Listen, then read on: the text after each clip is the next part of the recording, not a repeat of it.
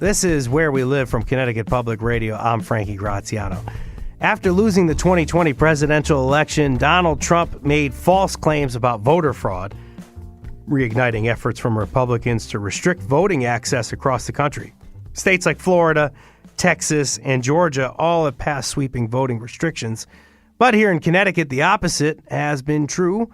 We've been seeing a push to expand voting access after residents voted overwhelmingly in favor of early voting last November. Now lawmakers in the state capitol are figuring out what that could look like in our state. Joining us now on Where We Live for a discussion on voting access in Connecticut are Jaden Edison, justice reporter at the Connecticut Mirror, Dr. Bilal Sekou, Hillier College Associate Professor of Politics and Government at the University of Hartford, and Jonathan Wharton, Associate Professor of Political Science and Urban Affairs at Southern Connecticut State University. Welcome to the program, gentlemen. Good morning, and go Hawks. Go Hawks. And then there's Jonathan Wharton, the preppy prof, the Associate Professor of Political Science and Urban Affairs at Southern Connecticut State University. Good morning, Jonathan. Good morning, Frankie. And hey, go Owls, all right? We're going to make this a bird competition. Hawks and Owls. Pretty soon the Hawks are going to be in D3, but we'll still think glowingly about the Hawks.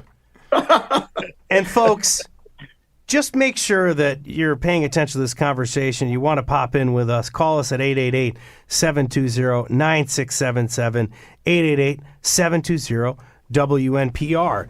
And I just want to start by first asking a question to Jaden. We're one of four states without in-person early voting. We changed that in November. Remind us, how did that proposal end up on the ballot?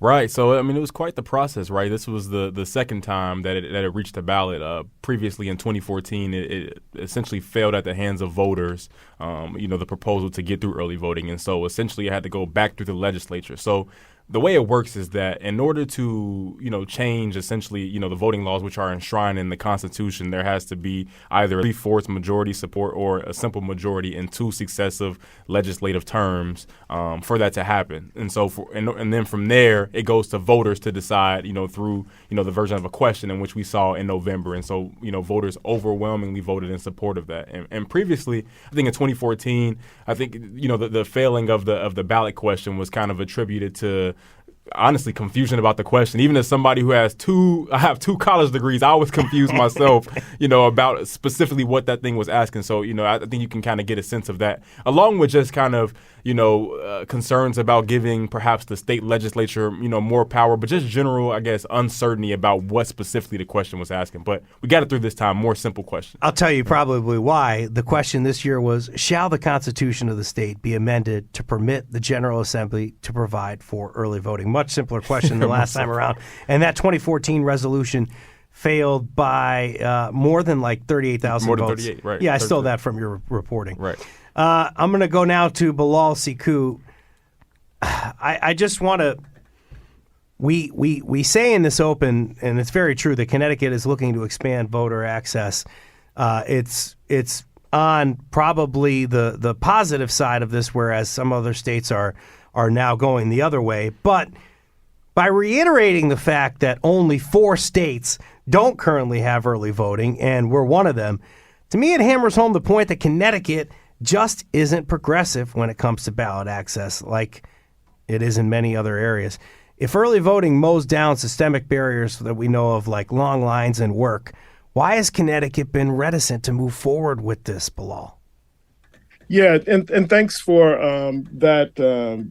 Those comments about the history of this effort by Jaden. The only thing I would add very quickly about Jaden's introduction to the issue is that this is also something. I've been the chair of the board for Common Cause close to a decade now, and this is an issue we've worked on along with a lot of other organizations here in the state, League of Women Voters, Connecticut Citizen Action Group, and other pro-democracy groups. So I think the reason we've been able to move this forward is because of the work of all of those organizations in the trenches, doing the lobbying work, getting out there, working, building momentum towards this point where we're at now, and hopefully we'll be able to get it over the finish line.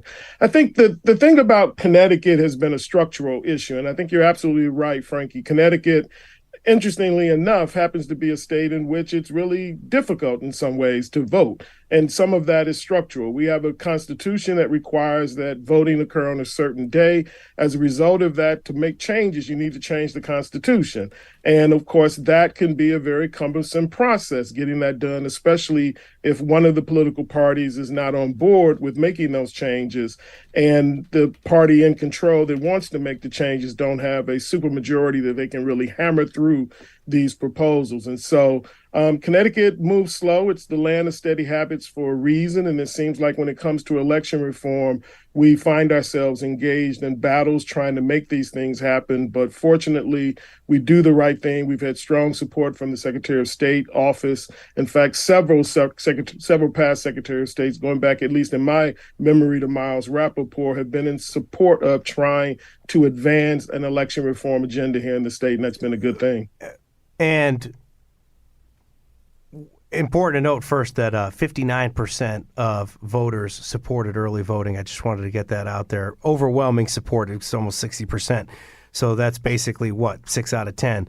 But just on in what you said in there a second ago, Bilal, I want to get more into the fact of the constitutional amendment in the next segment when we talk about the future of voter access, which many think can be the no excuse ballots, absentee ballots that could be sent to homes. But I want to get more into that and the future of that in a second.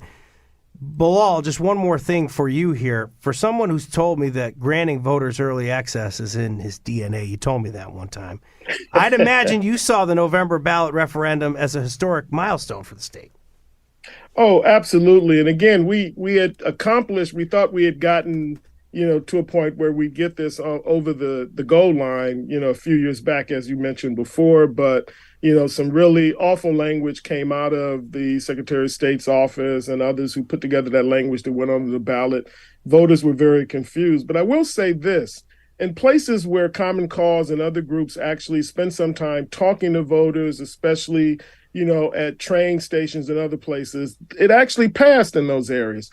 And so if we perhaps even had more time to really educate the public about what this is, like we were able to do this time around, that I think there was a real possibility this could have passed, even with that awful language the last time.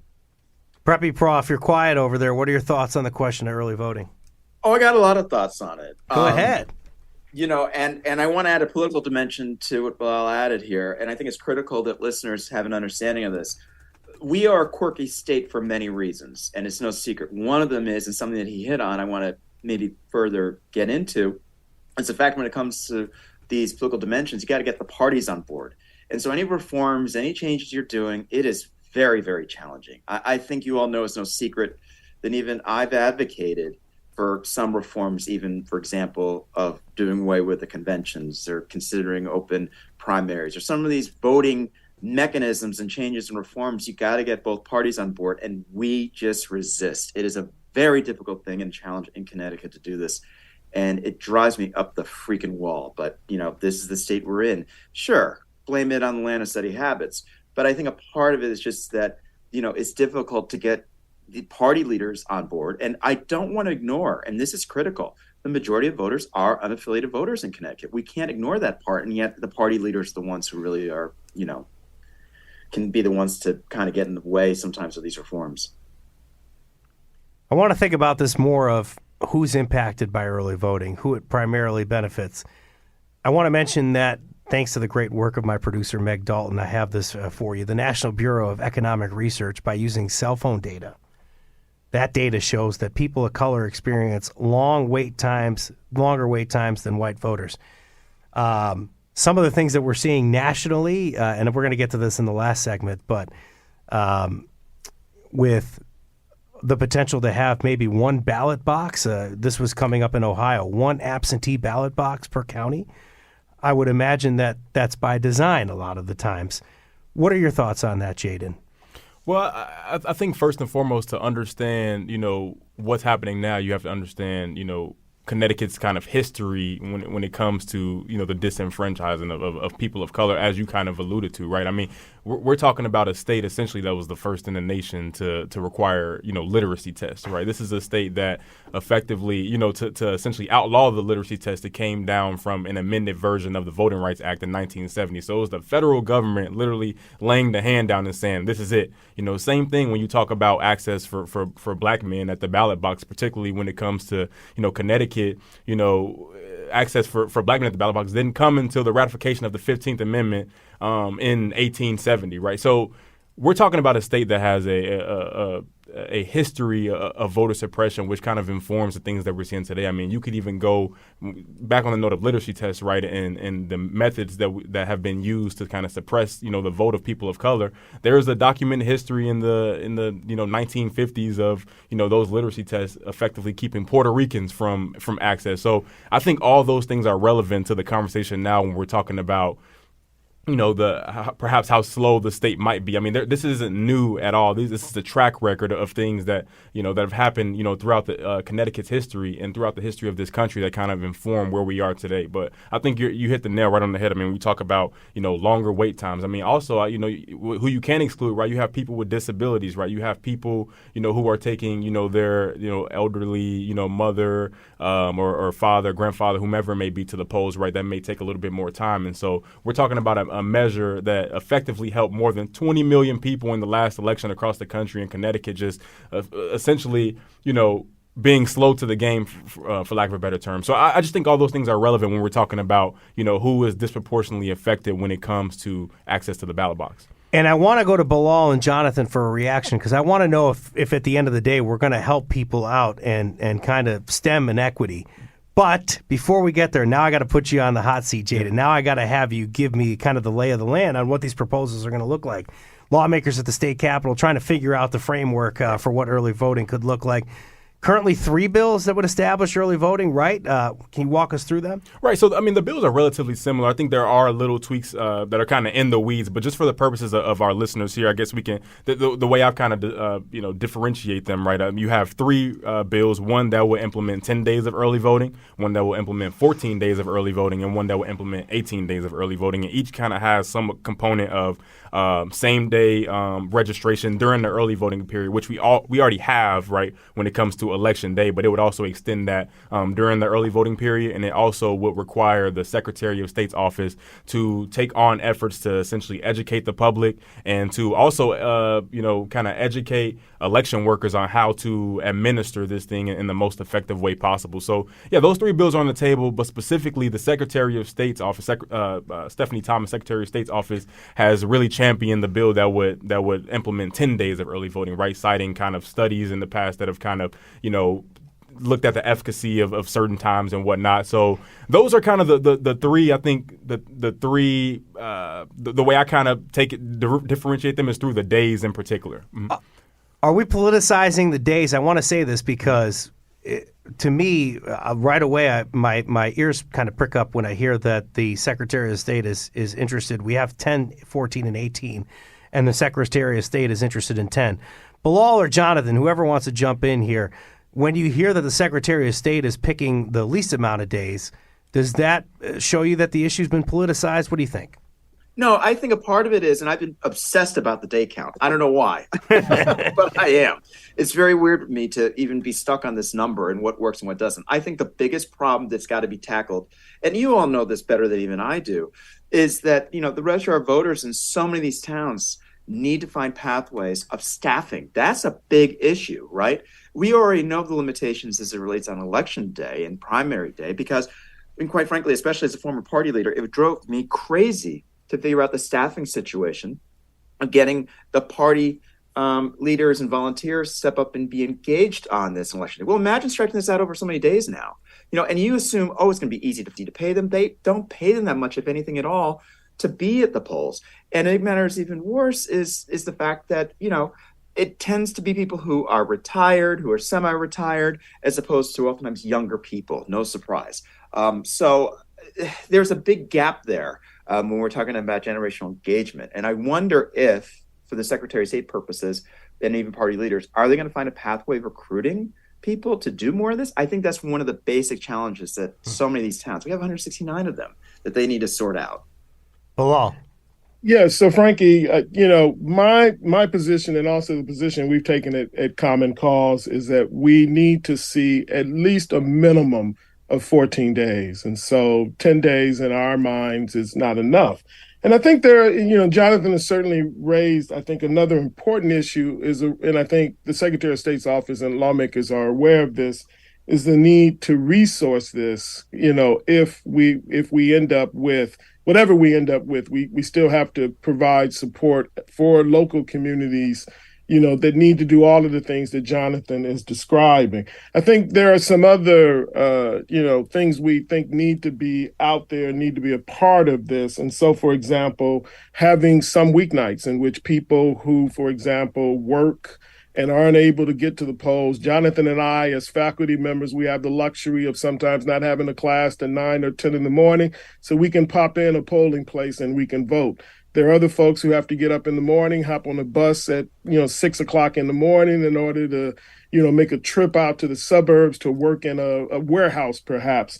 So giving them the opportunity to vote in the evening, and also commuters who go into New York City to work, as an example. We think also there needs to be some weekends in which voters have an opportunity to vote. One of the things that happens in a lot of states that have early voting, you have something called Souls to the Polls, in which Black churches, for example, will provide transportation for people after services and carry them to an early voting location and give people an opportunity to vote. And so weekend voting, I think, is also going to be key. And I think also another thing that will be key is that, this idea of perhaps only one polling place in some of our larger cities like Hartford and Bridgeport and New Haven just doesn't make sense. These are large cities, and so having perhaps multiple polling places. In some states, they actually have mobile polls, so they move it around to different parts of the city. I think especially in a city like Hartford, where perhaps a third of the population lacks automobiles and again, just, this idea of needing to ride from the North End all the way downtown to vote just doesn't make sense to me. If we can create an opportunity for people to participate in the process right there on the North End of Hartford or on the South End of Hartford, I think that will also be, key. And so for me, and also those of us at Common Cause and many of our allies who work on this issue, these are some of the things we think are really important that need to be done. But real quick, Bilal, the idea that you have 14 days of early voting, at least 14 days, is the idea there that you guarantee that you get 2 weekends of voting? That is the hope for me, that we create, again, those opportunities. I think, we're pretty insane, this idea that we have a day in which everyone is supposed to show up to vote.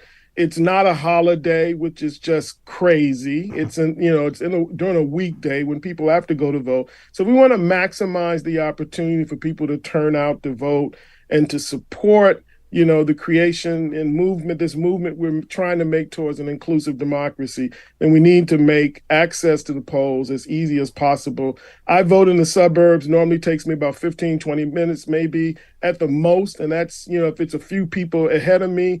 People in the city of Hartford, Bridgeport, and other large cities may spend hours in line trying to vote. And that's just wrong. I got a break soon, so I'm going to ask this one question to Jaden before we take off to the next segment. You've been covering the public hearings about early voting, and you're hearing from state residents talking to lawmakers. What are they saying? Overwhelmingly in favor of setting a framework that is accessible, right? I mean, we in the last public hearing we heard support of the 14-day implementation, also the 18-day implementation. So I think there is an overwhelming understanding that there's a need to get this done, and there's a desire to get this done among the public, from college students to people who've been in this state for decades upon decades. Wide-ranging support and trying to figure out a way to get this done in a way that's accessible to everyone. From Connecticut Public Radio, this is Where We Live. I'm Frankie Graziano. I got Jaden in studio. I got Bilal on Zoom, as well as Jonathan Wharton. Stick with us. More on voting in Connecticut after the break.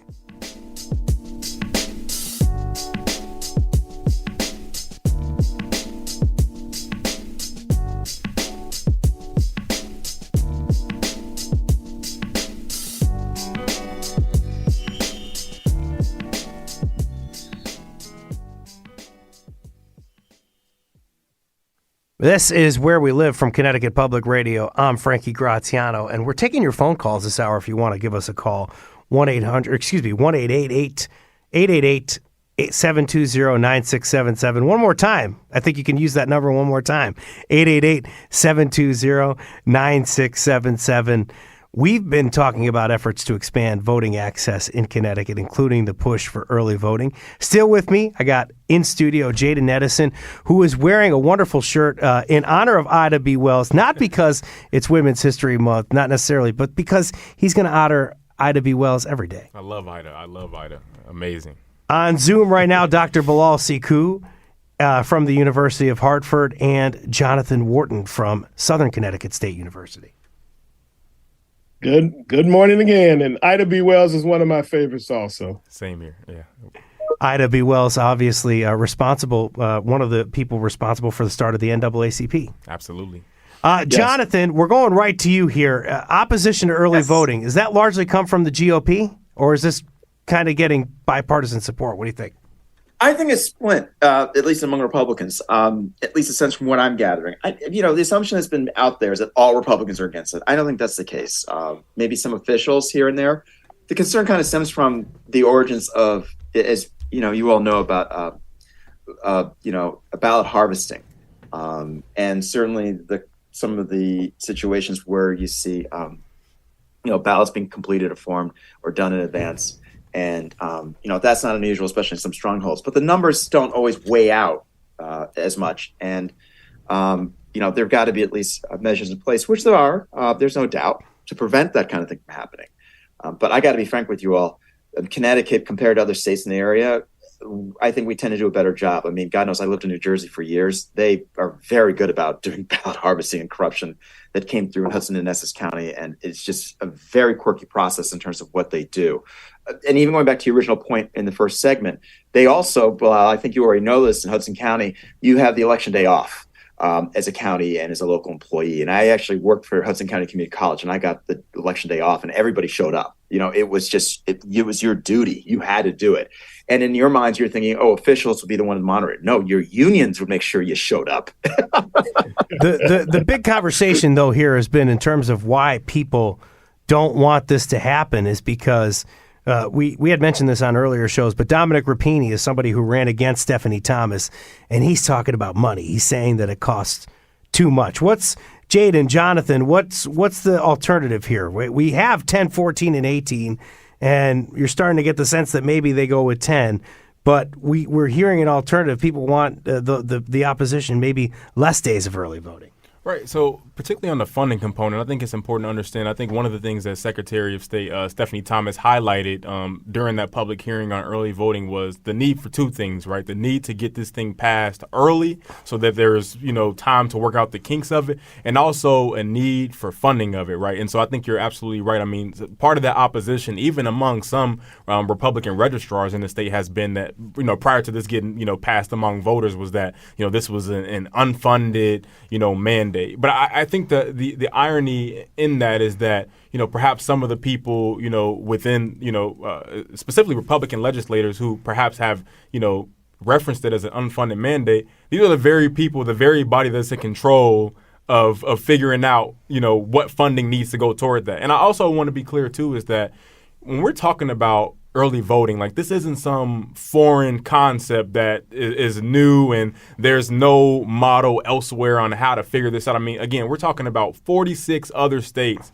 that have figured out a way to make early voting work, right? It's other states that have figured out, funding strategies and figuring out how to best implement this. I mean, I come from, Texas, where, when I was in college, I had 2 weeks, to early vote on my college campus, right? So I think it's important to remember that, the funding is an important piece. And I should also know that there wasn't, funding, allocated to this in the governor's initial budget proposal. So that's a big thing to note, is that, there's a lot of legwork to be done in order to try to figure out how we can best fund this. And I think the best way, seemingly, from talking to experts on the situation, is to have a smooth operation with this. You need to have that funding component. It's essential. Before I open this up to Jonathan and Bilal, this is a very key thing. This isn't, as far as we know, in the governor's biennium budget. Right. I reached out to OPM and I asked them if it was, and they said that the Secretary of the State's office hasn't asked them for the money yet on early voting. Secretary of the State's office says that's because they don't ask for money outside of their own agency. They say they can use the bully pulpit essentially to go to the public and ask for more money from lawmakers for individual municipalities. But this is where where the rubber might meet the road, right? Because if we don't have money for municipalities to do this, how do you carry it out, right? This is what Jaden's saying, that you need money in order to support these elections. It sounds like what may happen with this, I've heard that the Secretary of the State's office is working with the Office of Fiscal Analysis. They'll find out what the legislation is, attach a fiscal note to it, and then it may come across as an unfunded mandate, right? It goes through, but you have to find money for it in the budget.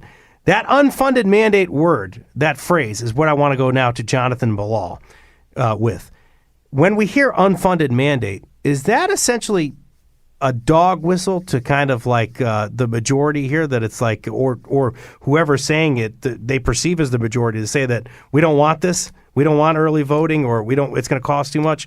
Is that what you hear when you hear unfunded mandate?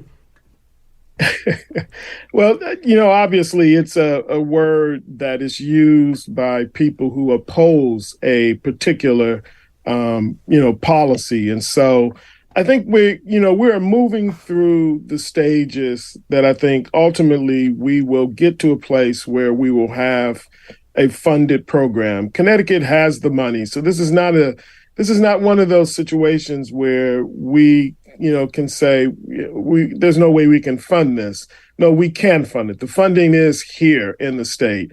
And the people of Connecticut have spoken. 60% of the public who voted spoke in favor of this program. They spoke in favor because they understand what the benefits are. They understand that this will produce shorter lines on election day.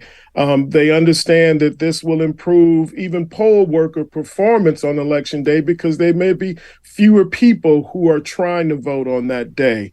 They understand that this is a way to perhaps early identify and correct registration errors and other sort of glitches that may occur on election day that slows down the process. They understand that this will, produce greater access to voting and increase voter satisfaction. And so the voters of Connecticut have spoken. The lawmakers and the governor and the Secretary of State just need to, get their act together and make this thing happen. And I believe it will happen, and it has to happen because the people in Connecticut have spoken that this is something that they want to see. But Jonathan, when you talk earlier about having funding for municipalities, right, to have maybe a pathway for recruitment or something like this, when this is always broken down to me, and I'm given the explanation from somebody that works in a Secretary of the State's office, they say that, look, we're here to support elections, but we don't run the elections. The municipalities do. So are you concerned when we're talking about the way that this may be funded, or that the way that this may go down, that there might not be money for municipalities to kind of find staffing? Because staffing is going to be key in all of this. Oh, absolutely. And beyond that, you're mentioning the financial dynamics. I think the interesting is, even if it gets played out with the mandate, even if there's going to be some kind of fiscal note, as you're mentioning, attached to the budget, is the upcoming election going to be a reality in terms of maybe more funding needs to take place or not? Or what does it mean down the road when you're just going to begin the election process with these changes? Because it's not going to be a typical election, knowing that the funding is not there, knowing the recruitment dynamics will not be there. It's going to take a while to really perfect this process, in other words, right? And that's not unusual, let's be fair, with legislative proposals. I really also want to stress that, we're not Texas, right? We don't have the county governments. And so this is back to our municipalities. I mean, we have a very strong municipal level of government, and they all differ. So talk about a fascinating case study, Connecticut being this grand anomaly to how we know home rule or Dillon's rule when it comes to a local process like this one. Jaden, some GOP lawmakers, like Senator Rob Sampson, he's out of Wolcott, question whether there's a need for both early voting and something called no excuse absentee voting. Remind us of what that is and why it's different from early voting. Yeah, so I think you hit the nail on the head. Is they're different, right? And so when we're talking about no excuse absentee ballot, I mean there are similarities, and the similarity would be that there is an in-person component to no excuse absentee. So essentially, what that means, the no excuse absentee ballot part of it is you're able to vote in person through a drop box prior to election day, or you're able to vote by mail, right? Well, when we're talking about in-person early voting, we're typically just talking about voting in person prior to election day, right? I mean, it's in the name essentially. So they are different, which it was a bit peculiar, to hear the kind of why do we need this if we have this, but.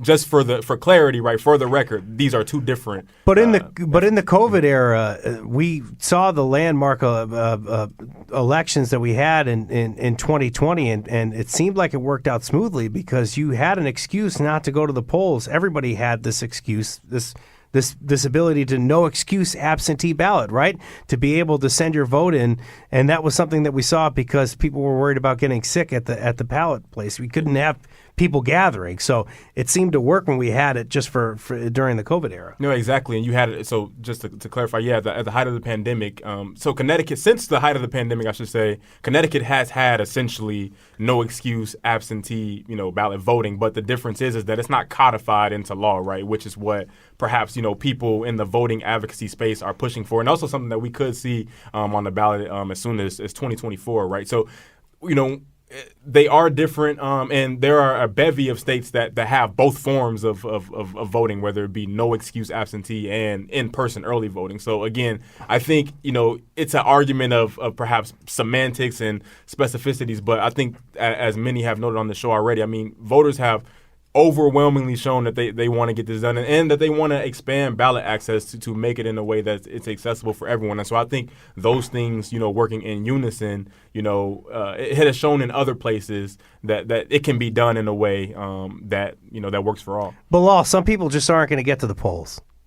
And that's why I feel like you have to have no excuse absentee voting, or at least that's why the advocates clamor for no excuse absentee voting. We talk about people with disabilities, people that obviously some folks will have the excuse, but some people just are going to appreciate the ability to vote on their own terms and put it in the ballot box whenever they can. Frank, this may come as a surprise to you, Frankie, but, expanding access to voting is just in my DNA. And I think, this experiment we had to do because of COVID with removing the barriers to no excuse absentee voting wasn't just kind of successful. It was a stunning success. Tons of Connecticut voters, given that opportunity to do that, took advantage of that. We look nationally in states where no excuse absentee voting occurs, voters turn out and use that particular process in extremely large numbers. And so this is something that not just Connecticut voters, this is something that the American people want.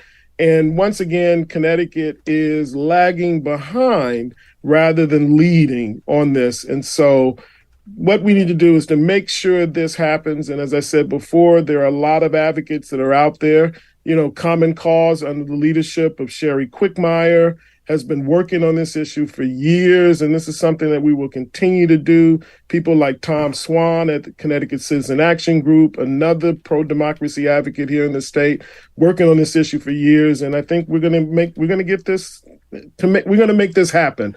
And I think there are a lot of people in Connecticut who want to see it happen as well. I'm trying to move forward the conversation because I slowed us down a little bit going back and forth. But Jaden, we talked earlier about how these are constitutional amendments, and when you have voting enshrined in our local constitution, you now have to go back, and there are rules in place, and generally that takes a lot of time. So what this means basically is that we're a long way away from codifying no excuse absentee balloting, right? Well, actually, so what happened is that it's already passed through. So I mentioned before that in order to for a constitutional amendment to essentially go through, you have to have that 3/4 majority support in both the House and the Senate, or you have the simple majority in 2 successive legislative terms. So we've already checked the box off on actually one of those, which would have been, the last time around. And so if approved this time around, the no excuse absentee question could be on the ballot as soon as 2024. So it's something that we could be expecting relatively soon in terms of taking it to voters, I should say. And then aside from early voting, there's and no excuse absentee balloting, there's also been a push from community organizers and elected officials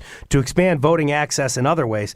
Talk to me about the proposed state-level Voters' Rights Act, an ability here to codify the John R. Lewis voting rights, the national voting rights, into the John R. Lewis Voting Rights Act of Connecticut. Yeah, so we're talking about the Federal Voting Rights Act nationally. I think it's important to understand that, by according to many historians, right, it's been understood that the United States didn't even have an actual democracy until the 1965 Voting Rights Act. So that just kind of speaks to the importance of something like this. And so what happened is that, over the last couple of years, there's been a push for a state-level Voting Rights Act would essentially, there are three kind of bullet points that I kind of categorize it into, right? You have one component which would expand language assistance for people who don't, speak English as a first language.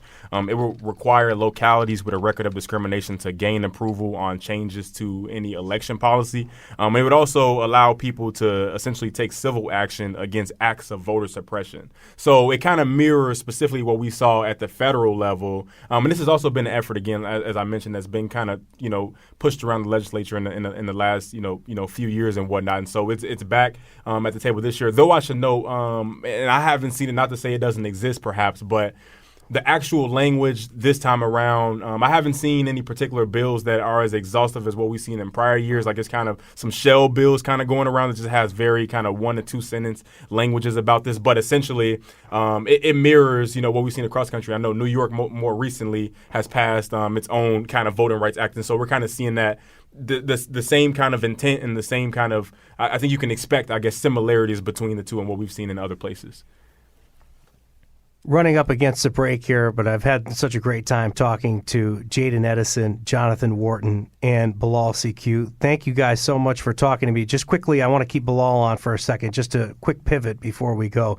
Karen Hobart Flynn, a leader of Common Cause, recently died. What was her legacy in the state of Connecticut, Bilal?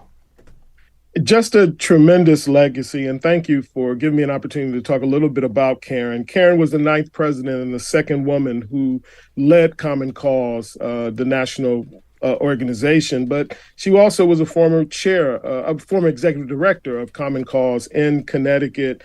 And of course, she was one of the people who really worked to secure the landmark public financing system here in Connecticut, the public financing of elections that most lawmakers in the state use, also running in the legislature, but also for statewide offices as well. Karen, was just a tremendous human being. Democracy lost one of its fiercest defenders when she unexpectedly passed away. Karen, just in her leadership with Common Cause nationally, she doubled its membership, expanded its presence. She, Common Cause is now in more than 30 states across the country in terms of having chapters. And so just a tremendous leader, someone who will be missed. When she passed away, the tributes from around the country were just overwhelming to me to see so many people on Twitter, so many organizations I never heard of who knew about her work. And we have definitely lost a true champion for democracy. Our thoughts are with Karen's family and with people that care about voter access like Bilal Siku. This is Where We Live. I'm Frankie Graziano.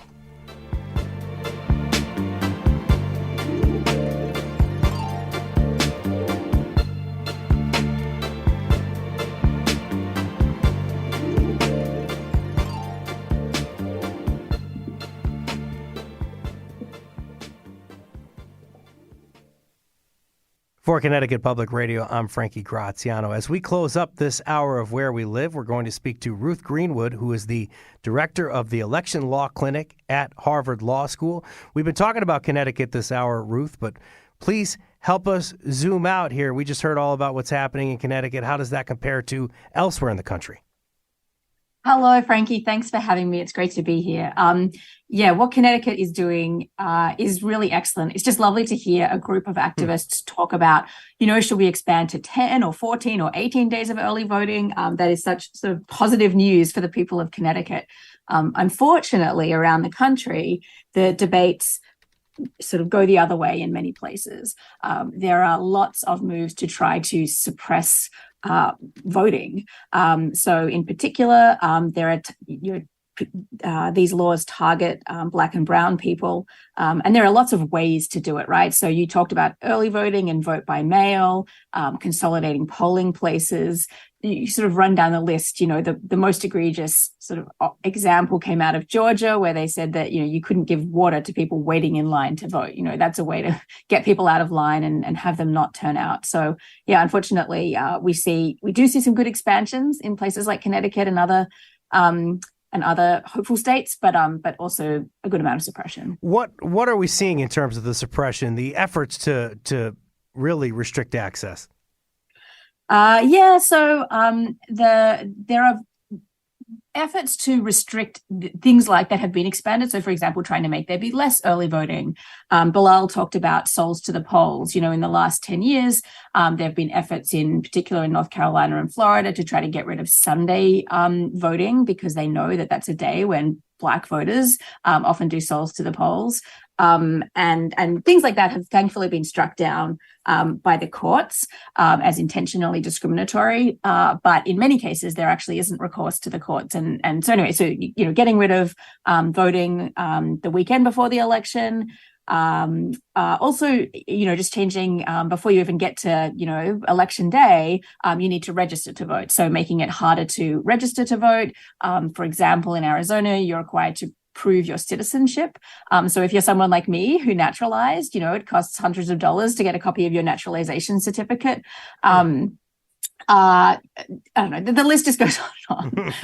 But what do these federal lawmakers and obviously some of these, I guess, people at the state level that are really impacting how states react to voting, what do they say about this? I want to bring up something I heard in the New York Times. I actually read it in the New York Times. This lawmaker from Ohio, there's this proposal where they want to just have one absentee ballot per county box, one box per county.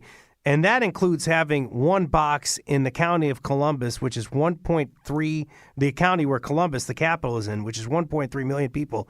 This lawmaker says that some lawmakers, some opposition on the other side, just want to make it so that you can get early voting or any kind of voter access along with, quote, breakfast in bed. So what kind of things do we hear these lawmakers that are against voting, early voting, voter access? What do they say? Yeah, I mean, I don't know why they focus on this. Election day is so important. So much of our lives happen all over the place now, and particularly through the pandemic. People don't just, work in a workplace. People work from home and all over the place. As a mother of young kids, I know that planning to do something on a day at a certain time can be run amok by so many different things. And so, on the side, there's hey, we've always done it this way. There's a real sort of inertia to the status quo. But I think the reality is that, the other thing, of course, that's said on the other side is not just, we shouldn't make it easy, but that somehow there's going to be lots of fraud committed.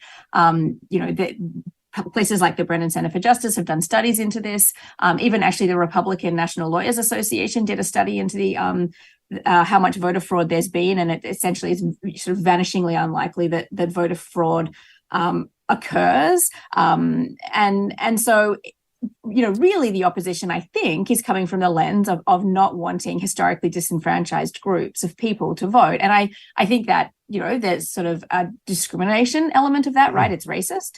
But there's also a partisan element to that. Republicans are able to identify that many people of color will vote for Democrats, and they don't want more people voting for Democrats. And so they try to make it harder for their opponents to vote. And that ends up disproportionately targeting people of color. Ruth, can you just really quickly break down how much fraud there was in the 2020 election, if any?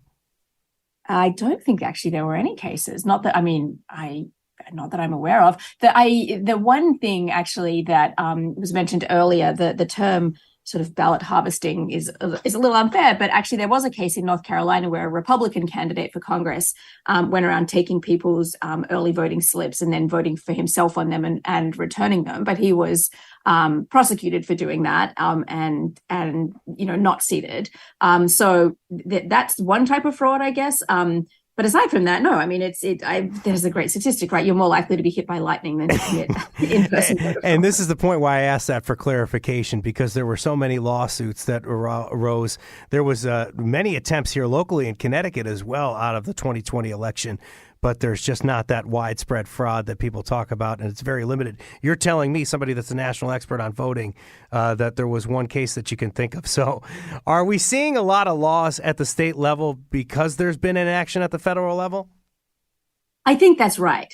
At the federal level, maybe the last time we had was the Help America Vote Act in 2002, right, after the Bush v. Gore sort of fiasco.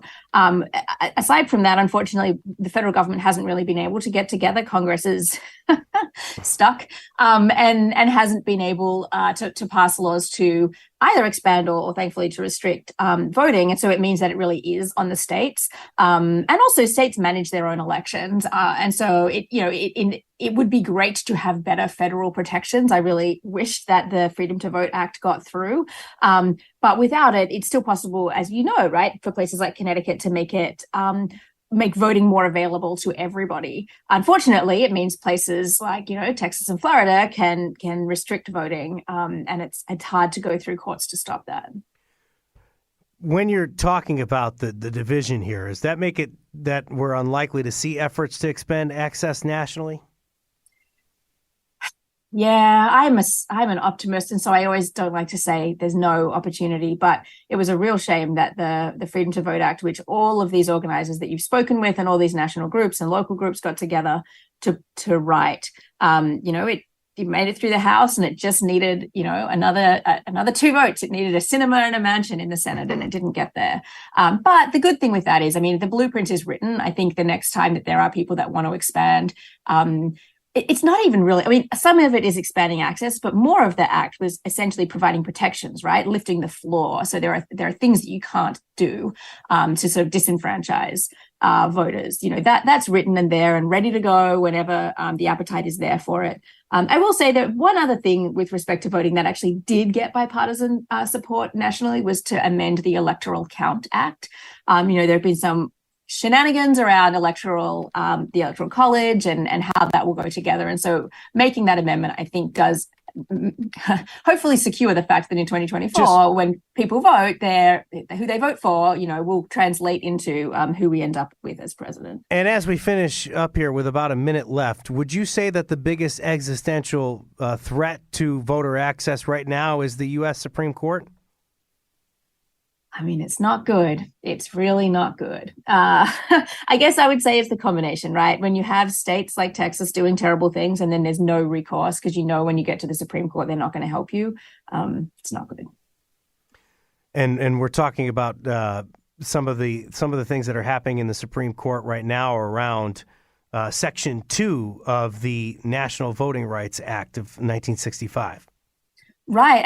The Voting Rights Act, they call it the crown jewel in the civil rights movement. It has been used in literally thousands and thousands of successful cases to enfranchise people of color at the local government level, at state legislatures, and in Congress. Mm-hmm. And the case, Merrill v. Milligan out of Alabama, threatens to dismantle that. Hopefully the Supreme Court won't go as far as to completely dismantle it, but anything that restricts mm-hmm. it is just going to, as I say, lose the floor, right? We had this floor of protection at the federal government level through the Voting Rights Act, and the more that gets chipped away sort of the worse the states can be. Thank you so much, Ruth. I appreciate you coming on today. Ruth Greenwood giving us a great understanding of national elections. Today's show produced by Meg Dalton. Thank you so much for Kat Pastor for helping us as well. You're listening to Where We Live.